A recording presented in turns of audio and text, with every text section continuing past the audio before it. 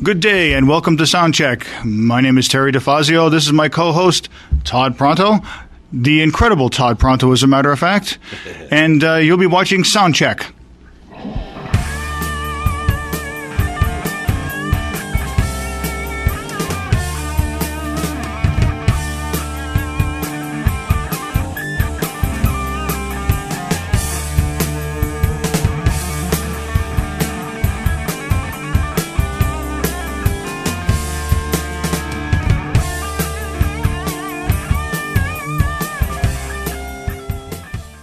The show that asks the question, do you walk to work or take your lunch?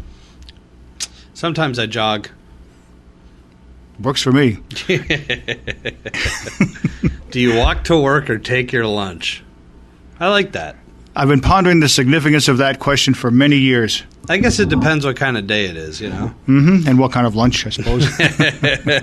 Anyways, gang, the reason we've called this meeting, and I'm always wondering why I call these meetings, we're going to be talking about the concert venues, and the last one that I went to, which was about a month or so ago. I went with my brother-in-law to the Lebanon Opera House in Lebanon, New Hampshire, and if you don't go to a show there, you've really missed out. It's a very good venue. It only seats about 950 people, and the acoustics are pretty good. They've upgraded all the seating. The seats are comfortable. I saw a show there in 2012, and it's been upgraded since then, so it's a very comfortable place to see a concert. I always get it confused with Lancaster for some reason. Lancaster. But you went to Lebanon. Right. And not even West Lebanon, but Lebanon. So where exactly is it? You get off the interstate in Hanover? Yeah, actually, no. You get off in West Lebanon. The easiest way to get there is to go all the way down I-91 to interchange 10S, and you get on I-89 south. Oh, okay. And you take the second exit, which will say Lebanon Hangover.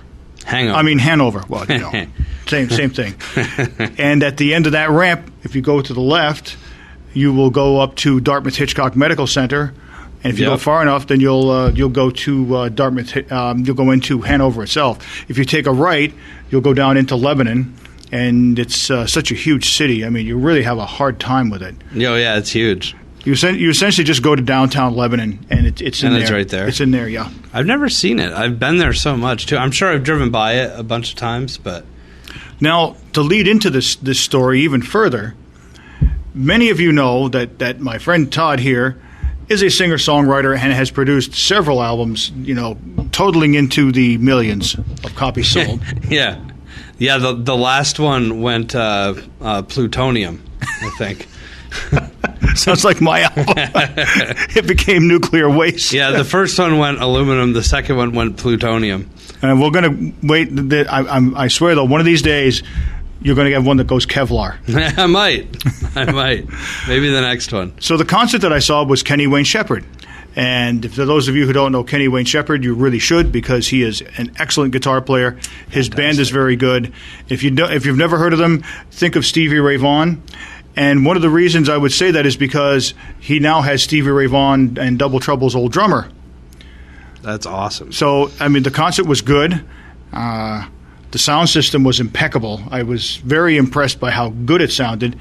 It was a huge system by Adamson Sound, and I'd never really fully, investigated Adamson Sound, but I've never heard of them. The speakers look like something out of the movie RoboCop. Sweet. They were very large, and they would look like they were covered with truck bed lining. So, in other words, these things were meant to last, and there was no doubt in my mind that if the front of house engineer wanted to deafen everyone for 10 miles around, he probably could have, but he didn't. The sound was just about right. I mean, it wasn't too loud, it wasn't too soft. And I've seen concerts where the sound was too soft also. Believe it or not, I have seen that as well.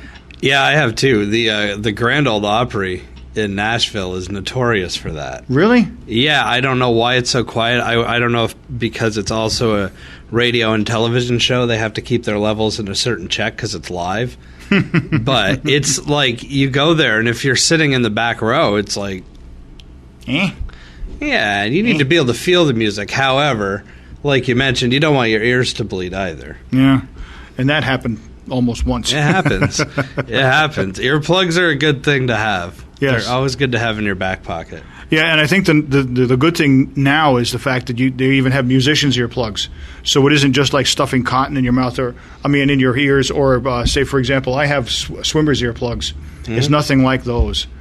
Musicians' earplugs actually, they filter the sound without just cutting off the high end or whatever. Mm-hmm.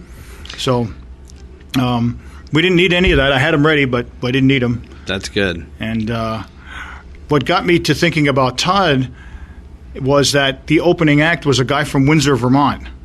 And he played a guitar. Yep. He played an acoustic guitar, and he sang some sort of bluesy, semi-country pop sort of stuff. It was actually pretty good. The crowd was very receptive to him. And I'm saying to myself, well, Todd should call them and try to get in as an opening act. If this guy could open for Kenny Wayne Shepherd, a local guy from Windsor. I should be able to open for Queen or somebody. Why not Nightwish? Why not Nightwish? There you go. Is Queen still around? I think they're touring with Adam Lambert as their lead singer now.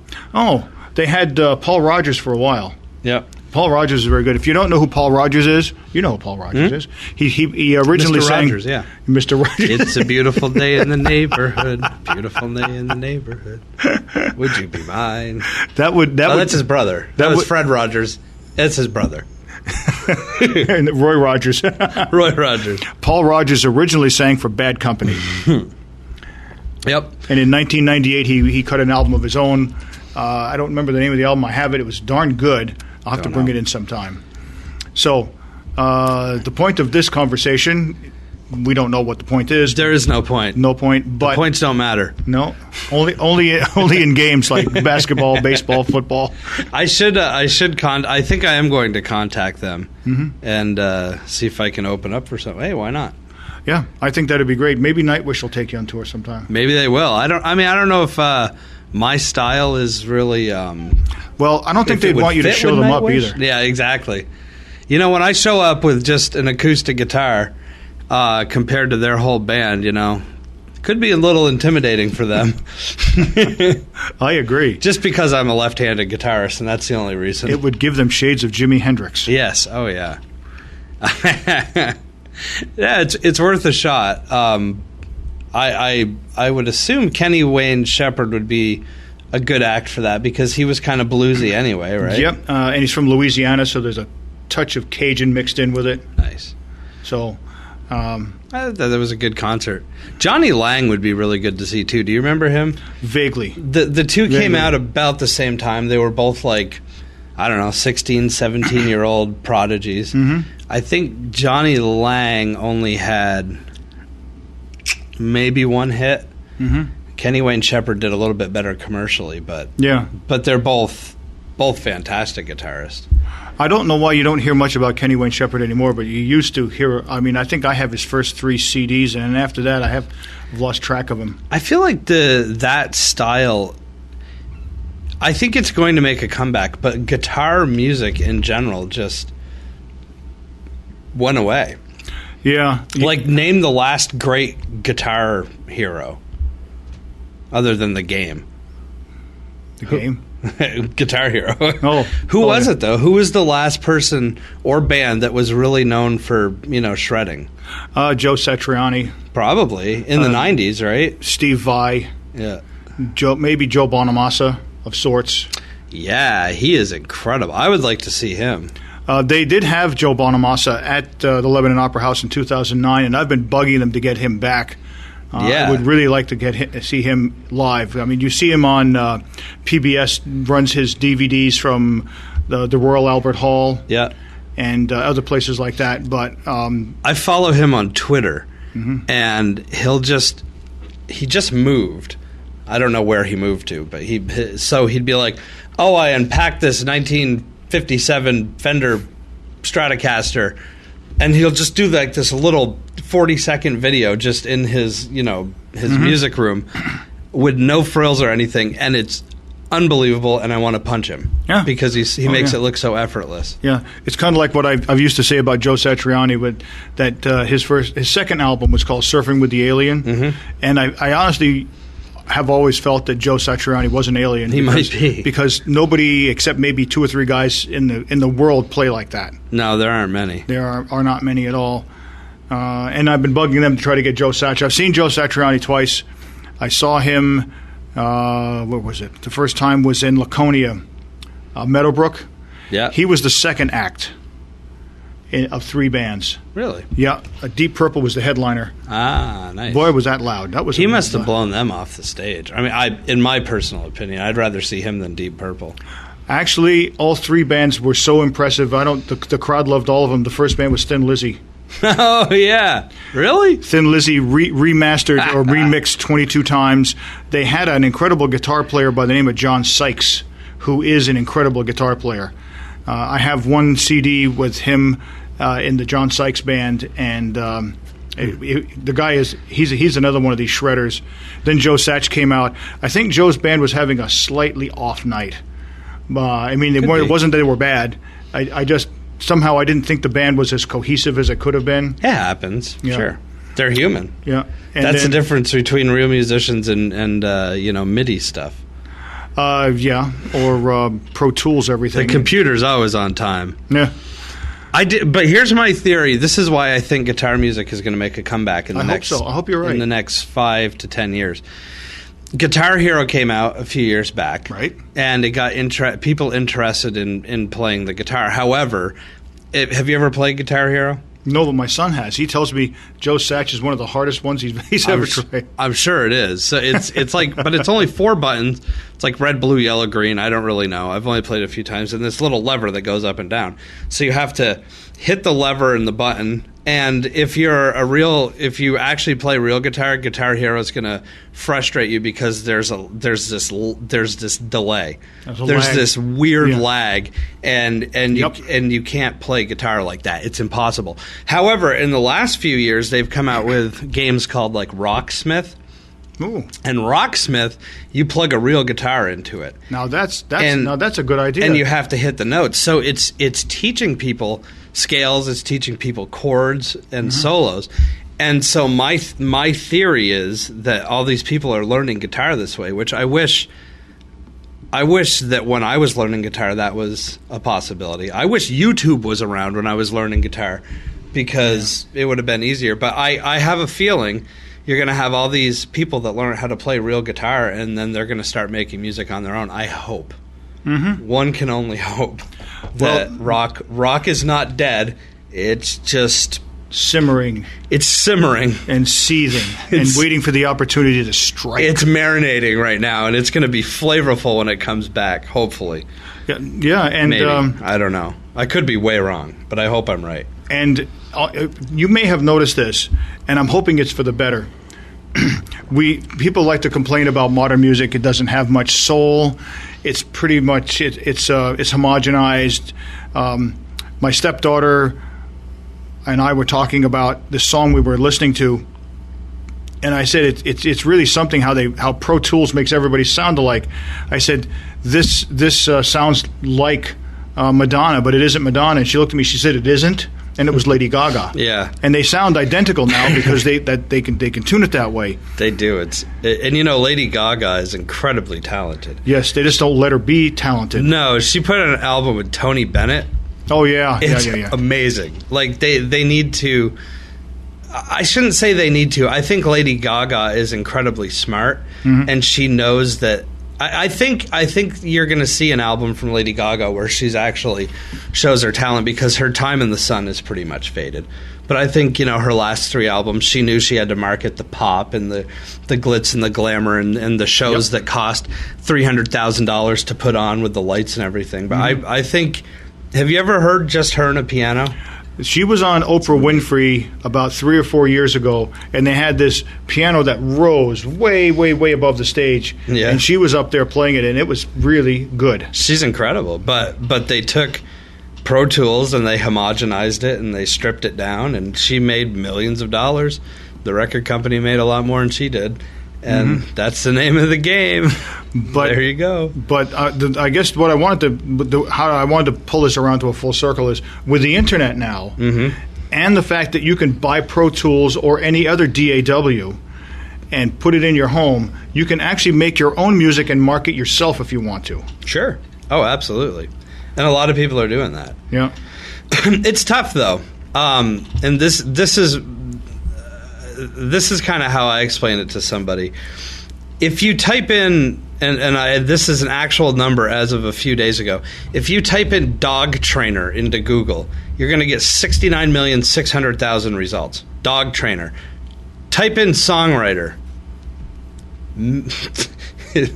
Millions and millions and millions. So anybody can put their music on the internet and market it, but how do you break through that mold? That's the trick. That through they have clutter. Yeah, because anybody, you don't even have to be a musician now, and you could put music out. Yeah. So I don't know. I don't know what the answer is to that. But like you said, the pop music and the stuff we're subjected to on the radio and television is pretty much homogenized. But there is good music out there if you find it, and I know you're always on the interwebs crawling for new music. Oh yeah, and you find it quite frequently. Yeah, and can you get a close up on my T-shirt? Thank you. This band came out as a result of me searching for something else. This is a band called Nightwish, which I have seen, and I'm going to go see again. He was searching for NyQuil. Yeah, right. Man, I can't sleep. I need NyQuil. Hey, man. Now I ended up with a wish, and I got my wish. What I did was I was searching the YouTube for an old band that I have been listening to since 1978. The band was called Saxon. Mm-hmm. And can any of you guess where that band might be from? I'm going to guess that they're from Hawaii. Yeah, that's it. Anglo-Saxon? Yeah. Saxon is from Great Britain, and I was searching. The first album of theirs I bought was called Denim and Leather, and I now have, I think, two CDs by them. The best one ever was The Eagle Has Landed. It was a live thing they did in 1980. If you've never heard that CD, you really need to hear it. That one really kicks ass. It is balls to the wall forward. It is a credible album. The Eagle Has Landed. Yeah, it was the first. They've done 2 or 3 of them, but the first one was unbelievable. Nice. Of course, they were all 30 or younger then. Now they're all 90 and older, like me. So I'm looking for Saxon, and I find out that they played at this place called the Wacken Open Air Festival in Germany. Yeah. They have it. I don't know how long they've had this thing there. It's been years anyways. They've had it. At least 15, 20 years. Yeah. I'll have to look that one up. So I'm looking down through, and there's all these bands that played Wacken, and I did see Doro Pesh. I know who she is, and I saw Amaranth. No, Armin Armoth. I know who they are. You don't want to hear them, believe me. Never heard of them. And then I'm looking down and I see Tristania. I said, oh, let me see what this is like. So I liked them. I bought one of their CDs. They were like their symphonic, operatic metal with a bit of goth thrown into it. So I kept searching down through, and then the next one I hit was Nightwish, and I was absolutely stunned at how good that band was. Mm-hmm. I heard a clip from their 2005 DVD called The End of an Era, which was the last album they did, on this cover with Tarja Turunen, their old singer. And that just opened the door for me, and I said, oh, I'm going to have to investigate this genre. I'd never heard this genre of music before. Yeah. And it led to bands like Within Temptation, Epica, Reasons Behind. I can't think of. There's a ton of them out. 1910 Fruit Gum Company. No. There was no reasoning for that, other than I just want to rip you off for the worst music I could find. You realize you weren't even born when that song came out? No, but my mother had. I have my mother's 45s collection. Oh. And that was one. Simple Simon Says, put your heads in the air. If you listen to enough of that band, I swear, if you don't commit suicide, something's wrong with you. That's why I can take it for 5-10 seconds and then I have to leave. Yeah, that's why we only have the 45s. We didn't have the full album. Did they even do a full album? I don't know. Are they the ones that did the Henry VIII song, or was that the Herman's Hermits? That was Herman's Hermits. That one's incredible too. My mom had a really bad record collection, but I own it, and I'm really proud of it. I've got the Monkees. I've got... Minkies. Who else do I have? Probably, like you said. I bet you have Michael Bolton. Not on vinyl, but yeah, I'm sure it's on tape or on cassette somewhere. Because the word has it that's how Mike captured her, was by taking her to a Michael Bolton concert. He did. At the Flynn, I think. Was that right? Yeah, I think so. Oh, Michael Bolton. Boy. I don't know. It's getting a little too heavy in here. You like singers that scream, right? That's what Michael Bolton did. Well, if you're going to scream, you might as well do what Brian Johnson of AC/DC, or my favorite of all, Udo Dirkschneider of Accept. Yeah. Now there you go. Now that's worth it. This is kind of a funny story, but when Bruce Springsteen's Born in the USA came out, I had the album on cassette, and I loved it. Remember those? Yeah, remember those? I wonder if I still have that. And my mother hated it. She couldn't stand that album. And if she only would have known that Nirvana was in the future. But I said, why don't you like it? She said, all Bruce Springsteen does is scream. And I said, well, you like Michael Bolton. That's all he does, too. Yeah, but the difference is I think Michael Bolton is actually in agony when he's doing it. Yeah, Bruce Springsteen's just bad. Yeah. Like, bad isn't good. I like Springsteen. I always thought that Bruce Springsteen and John Cougar Mellencamp were white guys trying to sing like black guys. Probably. But Probably. And, like, Van Morrison kind of has to fit in there, too. Oh, is that right? Like, I love Van Morrison. Yep. I don't know what his deal is or where his influence came from, but it's obviously seeped down in the southern tradition of, like, Louisiana. Oh, is that right? Like Dr. John. Mm-hmm. There you go. Yeah, Must be the right place. That's old. That's very old. Yeah. I think I was about 20 when he was around. Yeah, he was a guitarist originally, and he hurt his hands. Oh, is that right? But he could still play piano, so he became a piano player. Oh, okay. Isn't that neat? Yeah, that's pretty good. So, tell us about what was the last gig you played? One in Burlington here recently, didn't you? I did a few weeks ago. Yeah, at the it was on North Winooski Avenue. I think it was the North Winooski Sauna. Radio Bean, but it was a Sunday that was 90 degrees in Newport, which meant it was 98. Yeah, it was 92 or 93 degrees on that sign. When you're going into Burlington, there's that sign. Is it in Richmond or something? Yes. Yes, Richmond. Yeah, and it always says the temperature. My car says the temperature too, but I just happened to see it. It's 92 or 93.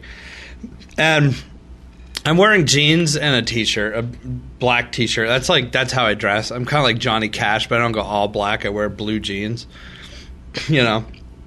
And my friend Nate, who plays guitar for me quite frequently, lead guitar, says, well, I'm wearing shorts. And I'm like, well, I don't think shorts look professional on stage. I always wear pants, so like jeans. And I'm like, it's going to be air conditioned anyway. Not. All right, so the Radio Bean is maybe the size of this studio. It's a little bit bigger than this. Little coffee shop. They're attached to a bar next door. Little coffee shop and bar, and there's like a hole in the wall, and there's a restaurant attached to them next door. I can't remember the name of the restaurant. And they have a couple couches and some chairs and tables where you sit around the bar. So it seats maybe 50 people. The stage is built directly into the window, so the sun beams down from the street right onto that stage and just bakes. So it must have been 112 inside the Radio Bean. As a matter of fact, I've heard that they've actually been able to put bacon on the stage, the wood stage, and cook it. They probably could. Yeah. I would not be surprised. Nate thought he's got a Marshall tube amp that he was playing through, and he said that if we only had an hour set, he said if we would have played any longer, he's pretty sure that those tubes would have fried, like overheated. No doubt. It was just, I drank a whole bottle of water on the way there, like a 24-ounce bottle of water, 2 big bottles of Perrier, and had another bottle of water on stage with me. Drank a Gatorade, and I sweat it all out. I never had to go to the bathroom till I got home at like 10 o'clock at night. Wow. It was just all sweat. My strings, brand new strings that Thursday, rusted. just from the humidity. So it's a great place, and I really want to go back there again, like in the fall. Or at night. Or at night. Yeah, we played at 6 o'clock. So 6 o'clock, 6 o'clock in the summertime in July, the sun isn't down yet. No. So go back in December. Yeah. Yeah, when the sun goes down at 1 in the afternoon. Yeah. It's a very cool place, though, for Vermont, because it's welcoming of a lot of original music and singer-songwriters. And they start having music when they open at about noon, and they have hour or 2 hour slots all night until like 1 o'clock in the morning. Fridays and Saturdays, you'll usually see a band there from like 9 to midnight or something. But they're literally hour slots with half-hour breaks in between for people to switch. It really reminded me of Nashville, where that's how it works. You know, you could go into any place and at any given moment there's live music while you're there. The only difference is Nashville had air conditioning. Yeah, well, you'd think so after all this time. But what's the point in Vermont? Like, if you're selling coffee and you're primarily making money off of coffee and lattes and stuff, put an air conditioner in for what, a month and a half out of the year? Yeah, here in Vermont, air conditioners run maybe a month and a half, and that's about it anyway. Yeah, so, exactly. But it was a good show. I'm preparing to do, by the time this show airs, I will have done another one, but I'm preparing to sweat again at Parker Pie this Saturday. Parker Pie. Yeah, they were going to have a classic country revival tribute concert, and it ended up being canceled. So they have me. I'm saving the day. Yay! Or the night. But I'm kind of wondering how hot it's going to be up in the Village Hall up there, because they have an upstairs room called the Village Hall. Yes, and it's right over the pizza ovens. It is. So, I've lost a bunch of weight in the last few months, and I think this is just part of my regimen. Like, I'm just going to go play. I don't know where I should play next, but I have a feeling that I should play at high noon right on the beach. And that way, if you feel a little overheated, you can just jump in the lake. Yeah, exactly. Just take the guitar off first. But they have a great sound system there. You just plug in and go. They had what did I tell you? EVs for monitors. Oh, Electro Voice, yeah. Yep. That's a very old company and a very good company. And then the monitors for the musicians were Carvin. And this is actually something I've never seen before. The stage was really tiny. Like, the stage... The size of a shoebox. Yeah. 3 or 4 people on that stage would be cramped. So the monitors are suspended from the ceiling, pointing back at the musicians. I've never seen that before. Yeah. It's great. Huh. I know that Led Zeppelin, in their heyday, they never had monitors in front of Robert Plant. They always had them shooting from the side. Really? Because he didn't want him tripping over them. I like monitors in front because you can tape stuff to them. Cheat sheets and notes. Yeah. So, where did you say this, not the Parker Pie, there was another place you mentioned. Radio Bean? No, there was another place too. And I was just going to ask why you couldn't try doing an opening act there. But I can't remember what it was. I lost my train. Yeah, besides them too. The Flynn, that would be a good venue. That would be a great venue. The Flynn is essentially the Lebanon Opera House bigger. Yep. It's essentially the same setup, the same sort of style. They're both very comfortable. Yeah. Flynn is nice. Yeah. Has air conditioning. Yes. Oh, that too. Yes, for sure. Yeah, in most of these places now, I don't know if the Flynn's going to do this, but the Lebanon Opera House was talking about putting in a permanent house system. And I don't know who they were going to hire to do it, but if you're in that sort of business, that would behoove you to do that. Yeah, I think it's just so much easier. I mean, a lot of bands travel with their own sound system, but I don't think you'd break any band's heart if they didn't have to unpack their sound system for a show. Well, I can tell you this. I knew that this happened because I've seen this. It's been going on since probably the 80s anyway. But when I spoke to Nightwish's engineer, I asked him, what kind of speakers are you using? and he said, "This is not our sound system. This is a house system." And I noticed that, and that made sense because it sounded really, really good. Whereas 2 nights before that, they were at the Palladium in Worcester, and now I realize that was not within Temptation's system. That was the house system, and it was horribly, horribly loud and distorted. But the system up at La Capitole was incredibly good. It was a very, very fine sounding system. The next place that I go to see Nightwish is called the Ritz in Tampa Bay, Florida, and they have their own house system also. The Ritz. Whatever it's like, I don't know. Sounds fancy. Yeah. I hope it's a dump. Yeah. That'd be funny. I can tell you this, the only place where there is assigned seating is in the balcony. Huh. Downstairs is all open. It was just like Metropolis up in Montreal. Yeah. I saw Joe Satriani. The only seats were upstairs. Huh. You walk in and you're like, I thought this place is going to be beautiful. It's named the Ritz. And be like, yeah, but we named it after the cracker. Yeah. So it's general seating, standing room probably downstairs, and then balcony seating. What do you do in balcony? Yeah. I would usually have better seats in the balcony anyway. When the last concert that I went to, there were no assigned seats, but we got in early enough so we could get a place to sit. Yep. The place that we wanted to see Nightwish was at a place in Hartford, Connecticut, and I don't remember the name of the place, but it was a small place, about 1,500. So it's not the amphitheater there. No. It's about 1,500 capacity, but this is the irony of this place. There are 5 bars there and no chairs. Which means you're going to have a bunch of drunks staggering around, falling down.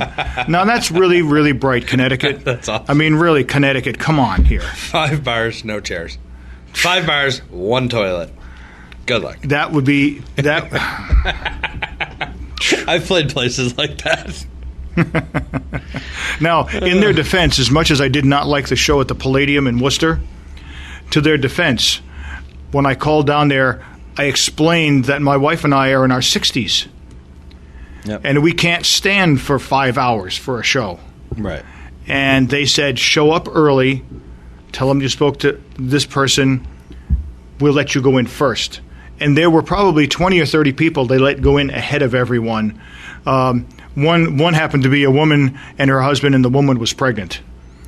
So they let her go in to find herself a chair. So she could get a good seat in the mosh pit? Yes, and she went right down in front in the mosh pit.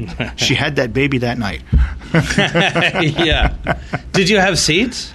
In Palladium, yes. We went up to the balcony. You did, yeah. Yeah, there were some seats downstairs, but they were like bar seats. Be obstructed, yeah. Yeah, so we went up to the balcony, and like I said, it was just horrendously loud. I was almost face to face with one of the JBL line arrays, and it was horrible. Absolutely horrible. Yeah, and as far as I don't like concerts that you stand at. I like to, and it's probably because I'm not the type of person that dances when I go to a concert. I like to watch the musicians. So, like Higher Ground in Burlington, that's pretty much most of the shows there are standing. Mm-hmm. And I went to see a folk singer. He does like what I do. It's acoustic guitar and upright bass, and I had to stand for 3 hours.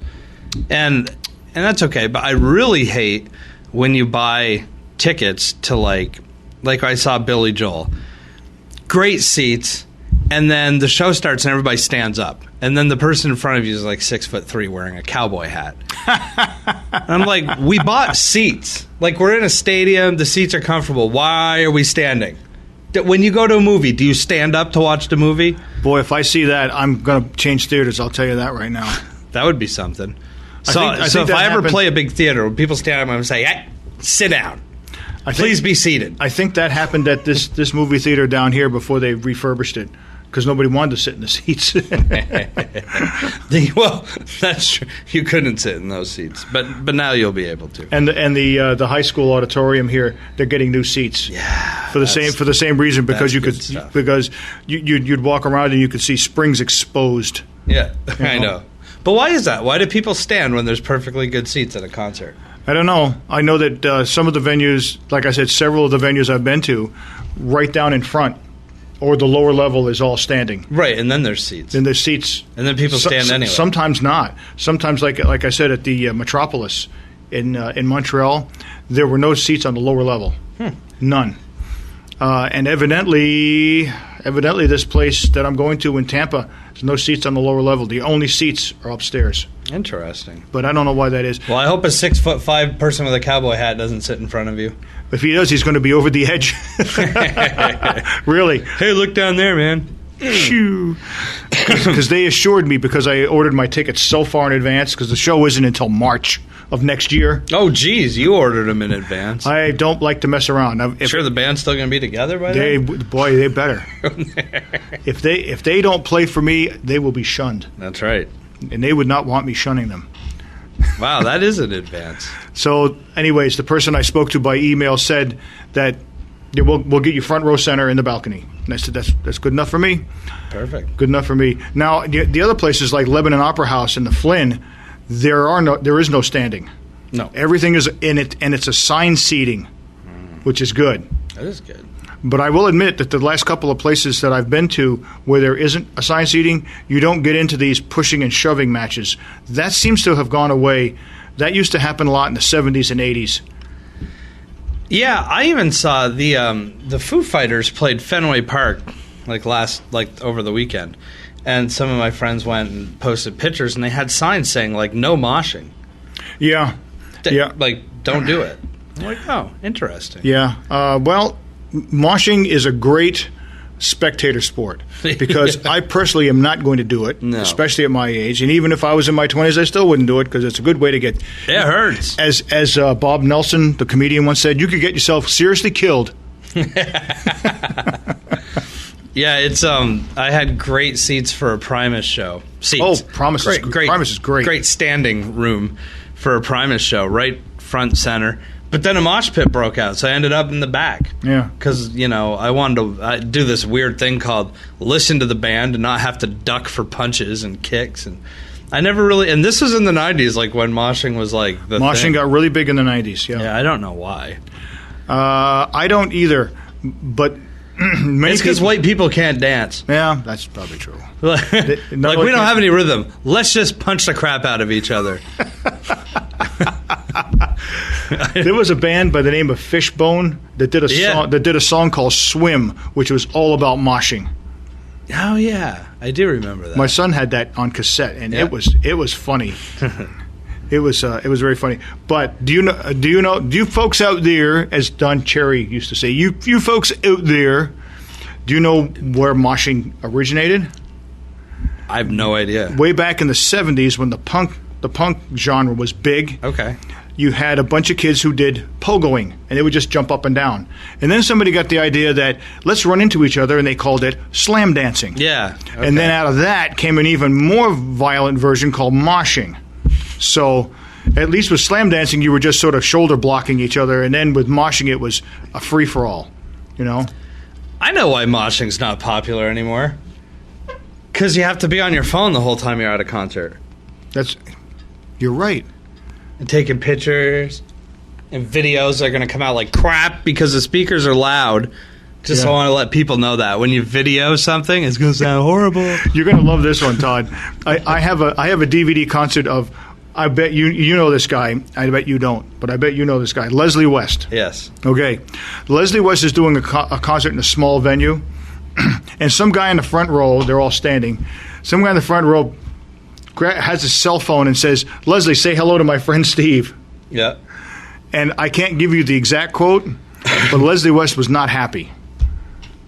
Really? He basically says, "Beep you, Steve," and then he says, and he says to the audience, "This is incredible." He says, "We're doing something serious here, and some douchebag with a cell phone wants me to speak to his friend Steve."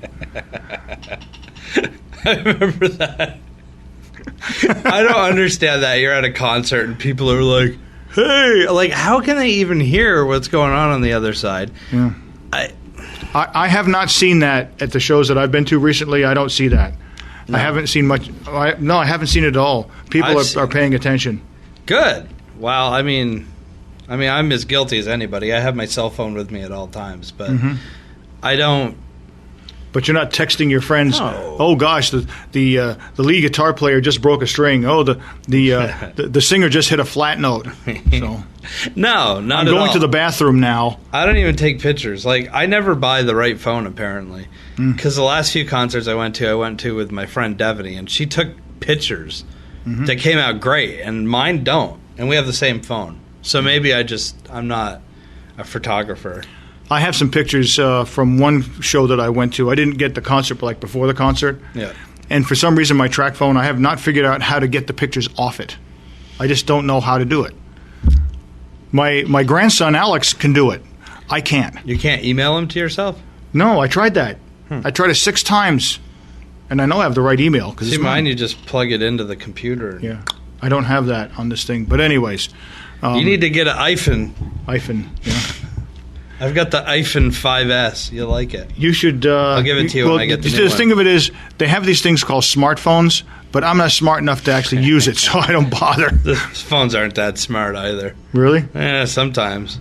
I mean, he's got this thing, and he's surfing the internet, he's checking stocks and bonds, and he's doing his emails and doing this and this and this, and I don't really want to be bothered with all that. No, I just want a phone that I can find my wife when she's shopping because she gets lost in these places. I can't find the her. smartphones have GPS, and Really? if you both get iPhones, you can track her with the Find My iPhone app. You'll be able to see right where she is. Be great. Can you shut the thing off? Yeah. Oh, absolutely. No, I do all that stuff, but when I go to a show, I don't know, but people do it. I mean, even when I'm performing, I see people texting, and I think at this point, as a performer, you can't take it as an insult because people do it constantly, all the time, everywhere, anyway. Yeah. So they're probably still listening to you. They just really need to read like the latest text. That's probably some stupid emoji, and like an LOL. Yeah. But I don't know. Yeah, I've got to tell you honestly, people that are constantly on their phones texting and or twittering or whatever are just a tad narcissistic. Well, it's only my opinion, and I'm stuck with it. I don't Twitter a whole lot. I only Twitter when I have shows. Well, that's different. You're trying to promote yourself. Oh, and I Twittered out. I do have to mention this. My tour bus, 2008 Toyota Prius. I call it my tour bus. I call it my loser tour bus. Just hit 100,000 miles the other day. Yesterday on the way home from work. Oh. And so I pulled over and took a picture of the 100,000 miles. It's the only car. I've bought many cars where they were in the 70s and 80s and they switch over to 100,000. It's the only time I've ever actually seen it switch to 100,000. Oh. I made sure I saw it happen. And so my tour bus is officially middle-aged now. 100,000 miles on it. Yeah, and so I did Twitter that out with the hashtag loser tour bus. Well. And, And just think of all the money you saved on gasoline. You bought how many guitars? I said, contrary to popular belief, it did take more than one tank of gas to reach 100,000 miles. It took 3, actually. It took 3. 3 and a quarter. Yeah. Give or take. Winter tires cut down on your MPG a little bit. Yeah, but no, we do call my Prius the tour bus as a joke because for such a little car, like when we played Radio Bean, I have an acoustic amplifier that I play through called the Fishman. And it's really, it just gives a warm acoustic tone. So when you plug in an acoustic guitar, it doesn't sound like tin. So I run the direct out into the PA system. So it's essentially a box. So I had that, 2 guitars, in case one breaks down, strings. Oh. My guitarist electric guitar and his amplifier, because he was going down shopping with his wife earlier in the day, and it was, as I said before, like 100 degrees out, so you don't want to leave your guitar in the car. Right. Because the glue can start to loosen. So I had all that stuff, mic stands, all packed into the Prius, so it's the tour bus. There's only room for 1 passenger. And if I'm transporting drums, just me. But it's the tour bus. Yep. It's actually a very good tour bus, except that when you get groupies, it's really cramped. Yeah, when you kick her, there's no room for groupies. I have to kick Devaney out. She's my road manager. I think I'd keep her around. She seems to be doing well. She's doing all right. So What are you talking about? So this is the argument that I always have with Devaney, who we joke and say she's my manager. Now, I would assume that me being, the star, and right. people are coming to see me, right, that I would probably get a few phone numbers after the gig, right?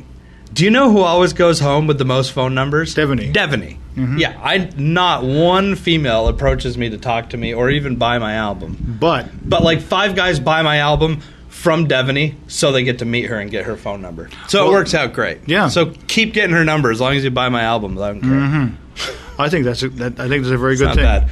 I should do buy one album, get a date with Devaney free. I'm probably there. We're going plutonium. The new album's really going to take off now.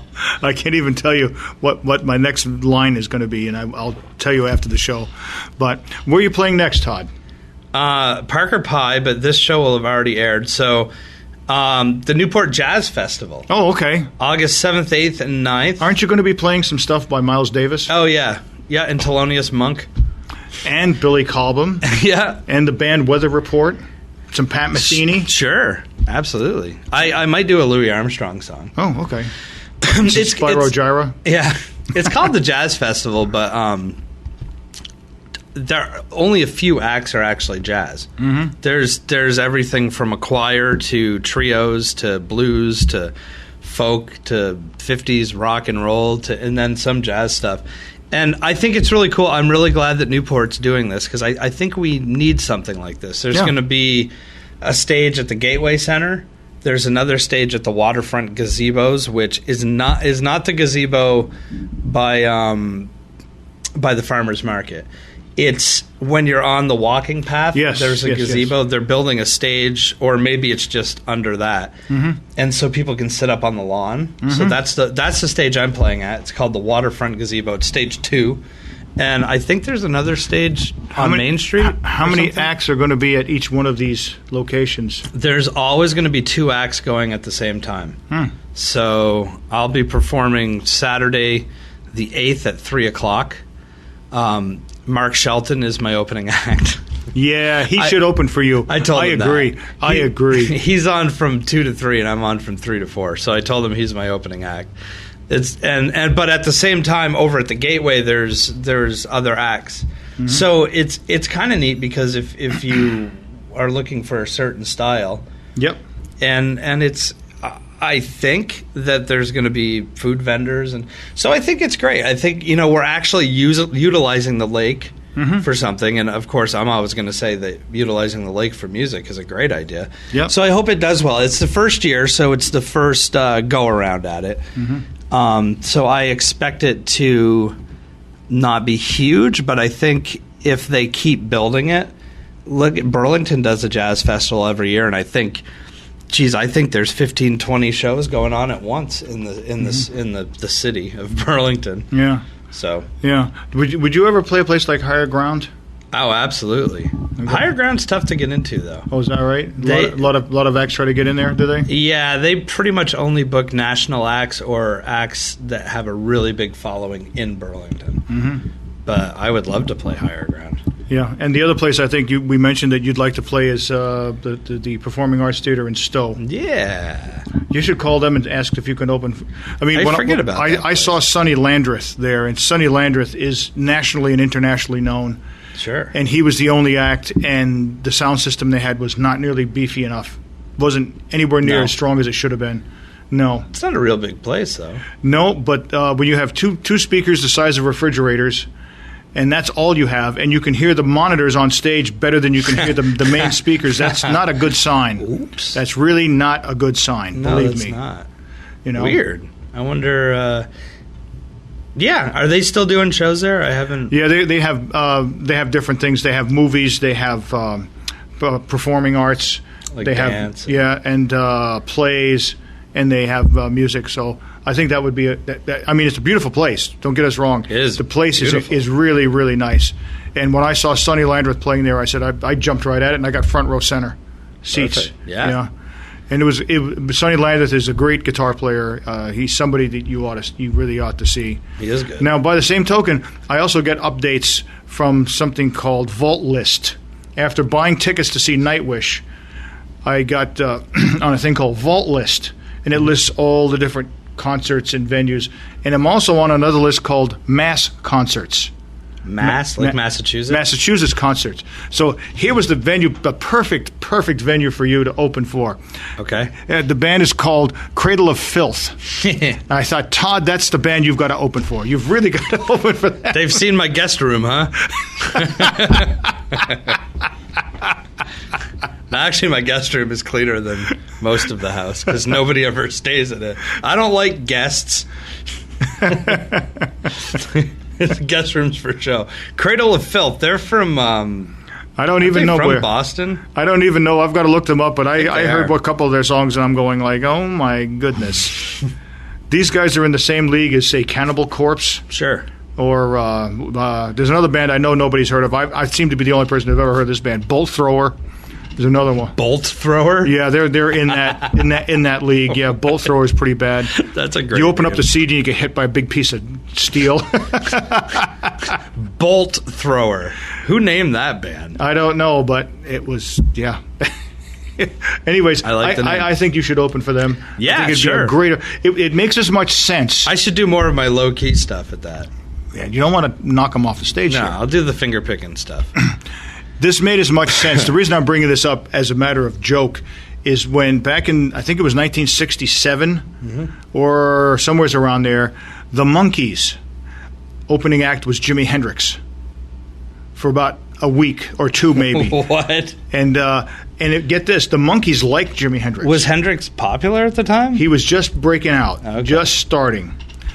I think his first album had just come out, and the Monkees liked him. And they said, "Gee, he's a great guitar player."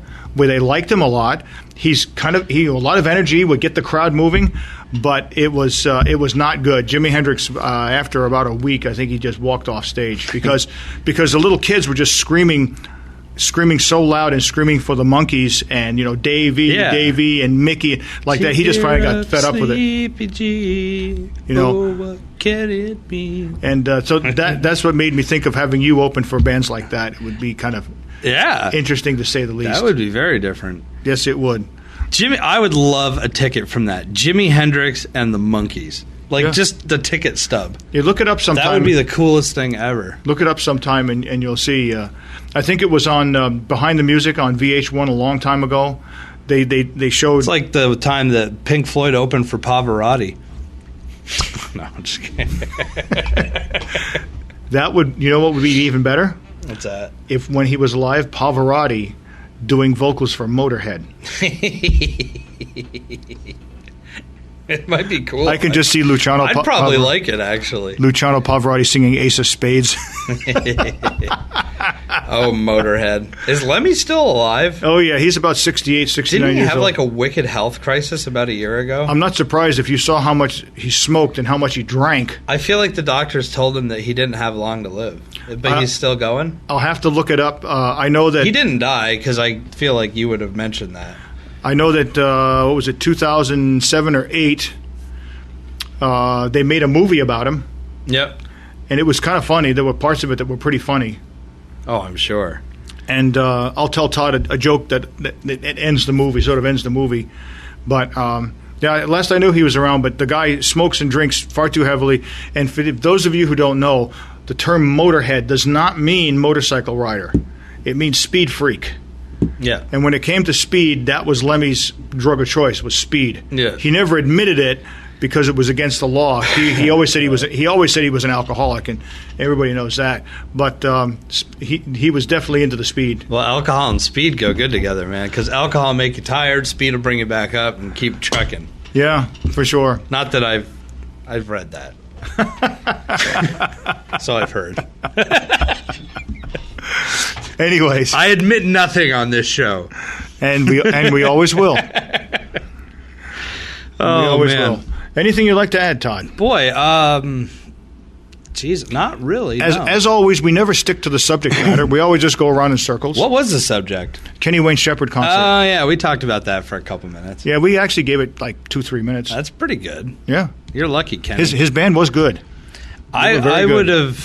That would be a show I'd be interested in seeing. I had other stuff going on at the time, but if he ever comes back, I would totally be down. Well, where's this place again? I always confuse it with Lancaster. It's Lebanon. Lebanon, New Hampshire. Why do I confuse it with Lancaster? Is there even a theater in Lancaster? I don't know. I think I've been through Lancaster, and I don't even remember. It's a cute town. Yeah. I think there is a movie theater, but that's about it. That's about it. Yeah. Anyways, gang, I just like to say that you've probably wasted a perfectly good hour of your life watching this show. We did making it. But we wasted our hour, and so why shouldn't you? Yeah, exactly. And we've had fun, and we're going to do it again because we enjoy boring you. This is Terry Difazio. This is Terry Difazio. Now go to sleep. It's late. You need to get up for work in the morning. Yes, and if you're watching this at 3 o'clock in the morning, we don't know why. Yeah. What's wrong with you? This is Terry Difazio, and this is my co-host, the incredible Todd Pronto. Incredible. Yes, most incredible. Saying thank you for watching Soundcheck, and we'll catch you on the flip side.